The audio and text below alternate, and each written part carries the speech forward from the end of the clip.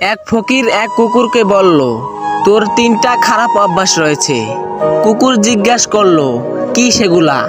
তখন ফকিরটি বলল, 1 নাম্বার, তুই সব সময় দেওয়ালে প্রস্রাব করিস। 2 নাম্বার, তুই কোনো ভিখারি দেখলে ঘেউ ঘেউ করিস।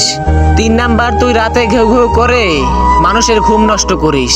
ফকিরের এই কথা শুনে কুকুর বলল, আমি জমিনে প্রস্রাব করি না, এই জন্য হয়তো কোনো বান্দা এই জমিনে বসে আল্লাহকে সিজদা করবে। আর আমি ভিখারি দেখলে এই জন্য ঘেউ ঘেউ করি।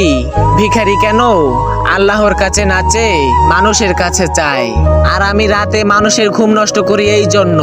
মানুষ গুনাহ করে আরামে ঘুমালে আল্লাহর কাছে মাপ চাইবে কখন? একটাবার চিন্তা করে দেখেন, যেই কুকুরকে আমরা দূর দূর করে তাড়িয়ে দেই, সেই কুকুরও আমাদের নিয়ে ভাবে, আল্লাহকে ভয় পায়, কিন্তু আমরা মানুষরা সেটা পাই না।